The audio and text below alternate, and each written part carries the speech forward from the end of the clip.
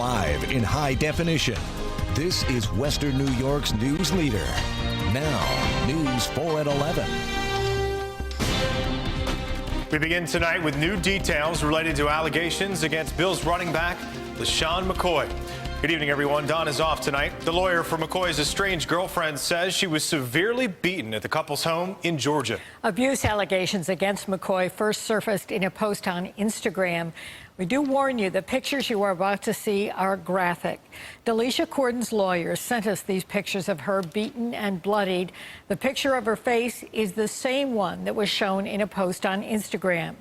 Corden's lawyers say someone assaulted her at their home early this morning. Their statement claims someone went into the home about 3 a.m. and demanded Corden give back jewelry that McCoy had given her. They say Corden refused and then was beaten with a gun. Their statement says McCoy and Corden are estranged. They say McCoy has been trying to evict Corden from the home and change the security system so she could not disarm it. McCoy called the initial allegations baseless, offensive, and completely false. He said he has not had contact with anyone involved in the Instagram post in months. Now, police in Milton, Georgia said they are investigating a home invasion there, but they did not name either McCoy or the alleged victim. The Bills and the NFL are both looking into these allegations. You can read much more about the allegations against LeSean McCoy and read his full response by downloading the free News 4 News app to your smartphone or tablet. I certainly think the Amherst police did what they thought was the right thing to do. Also tonight, the odyssey of that injured bear ended last night in Amherst. Police feared the bear would be a danger to the public and put the animal down. News 4's Rachel Monjovi talked to people in Amherst tonight, and some are upset about how this story ended. Rachel? Yeah, Dave and Jackie, residents in Amherst tell me they aren't blaming the police officer for shooting the bear. They're upset with the DEC. They say the agency should have trapped the bear, tranquilized it, and relocated it. Instead, the bear roamed about with an injury, and that ultimately cost it its life. Oh, his leg is broken. This is video taken by an Amherst resident last night, moments before this black bear was shot dead. You can see the bear is limping. Police say it was the same bear hit by a car on the 990 a week ago. The bear suffered an injury to its leg, and it appears to have inhibited the bear's ability to move in the normal path that it would. The bear was last seen in a heavily populated neighborhood in East Amherst last night. Neighbors say it was in and out of their yards. We saw it limping. It sat right down.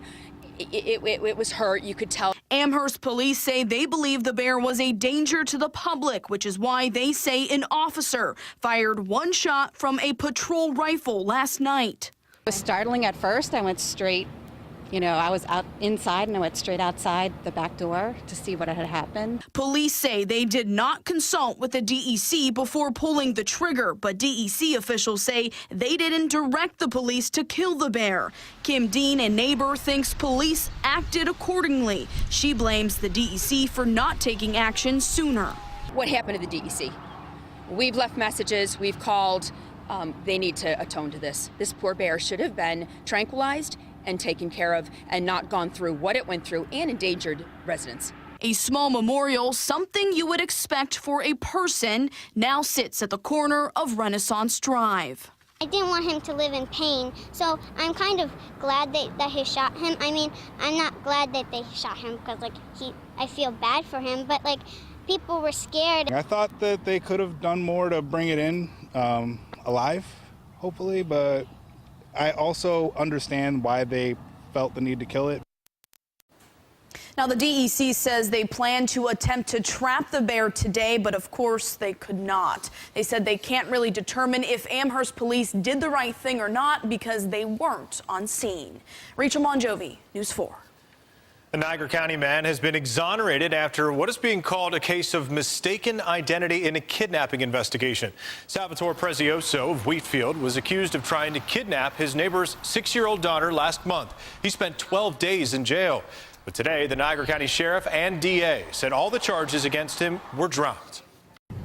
Notwithstanding this just result, Mr. Prezioso suffered the indignity of being publicly labeled as a predator. He endured 12 days in the Niagara County Jail for a crime in which he had no involvement. Investigators now say the right man is in custody. The one you're seeing there on your screen, that's 64-year-old Larry Kuiper. He's a level 3 sex offender. He was on parole and had an ankle bracelet. But prosecutors say he cut that bracelet off. The state parole board said they tried to contact police when they found out Kuiper's bracelet was removed. The sheriff says that's not the case. He's being held without bail. Well, New York State Police say they think the man who was shot and killed on the 190 last night was targeted. That shooting led to a crash near the Niagara Street exit during the evening commute. The victim's name has not been released. Police will only say he is from Buffalo. They say they do not believe this was a random shooting or a case of road rage.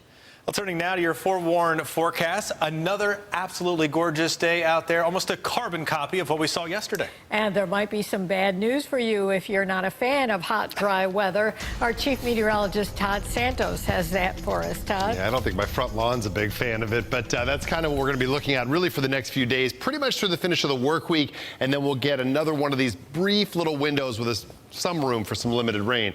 Beautiful shot, though. I mean, it gives us some great-looking sunrises and sunsets. This one, as seen from North Tonawanda. Cheryl, thanks so much for sending it in with the river right there.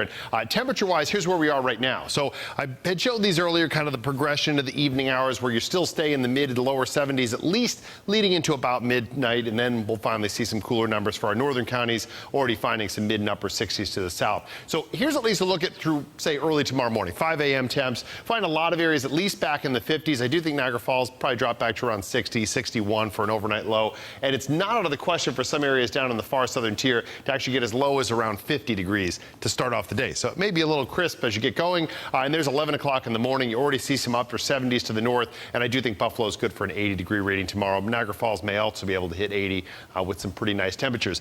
If those numbers, say, aren't warm enough for you, we will find some warmer numbers than that as you go on a little bit farther in the 7-day forecast. Wanted to show this because you can just see a few thin clouds off to our south and east. High pressure is building into the eastern lakes and will be quiet really now right through the finish of the work week at least. So there's tonight, comfortable humidity with temperatures mostly back in those low 60s and upper 50s across a good stretch of the area. That breeze tomorrow shifts a little bit more to the northeast. It'll continue with the low humidity at least for tomorrow, lower humidity, and then as you get into Thursday and Friday, that's where this piece starts to work its way in. And Friday, it becomes a lot more noticeable. So I was out there earlier today, beautiful evening. You're checking out Old Home Days through Friday. You'll find the warmest of the 3 days, or the 3 remaining days, on Friday itself. And we'll take a closer look at Friday night into Saturday coming up. Jackie? Dave? Todd, thank you. The jury in the Buffalo Billion trial in Manhattan could begin deliberating as early as tomorrow morning. Former local developer Louis Simonelli and 3 other men are on trial for their alleged role in a massive bid rigging scheme. Today, defense attorneys told the jury that the process that brought Solar City to Riverbend, a deal that was worth more than $750 million, was fair and competitive. You can find out more details about today's closing arguments on our website, WIVB.com. Well, police in Montana are calling a 5-month-old boy a miracle baby. He survived being abandoned in the woods and buried in a pile of brush. Danielle Nottingham reports on the man police say left the little boy alone and the officer that saved him. Police in Missoula, Montana say it's a miracle they found a 5-month-old baby alive early Sunday morning, hours after he had been abandoned in the woods. Walking into this situation, we were mentally preparing for the worst. Officers arrested 32-year-old Francis Crowley Saturday evening on complaints he was disturbing the peace near the Lolo Hot Springs in Missoula County, Montana. Authorities say the Oregon man was camping in the area with the child's mother. They say Crowley told them he crashed his car and left a baby in the dense woods. It took 5 hours for officers just to find the car. They discovered the baby an hour later after hearing a whimper. The sound I heard was an exhausted, tired baby who didn't have the lung capacity to cry anymore. The child was buried face down under about a foot of brush. To be totally honest, my father instincts came in. I abandoned any police training or ever any chance of saving evidence there. I didn't care. I scooped up a baby, made sure he was breathing. He had a sparkle in his eye, warmed him up, gave him a couple of kisses, and just held him. Officials believe the infant had been alone in the forest for at least 9 hours as the temperature dropped to 46 degrees. Crowley told investigators he abandoned the baby because he was very heavy.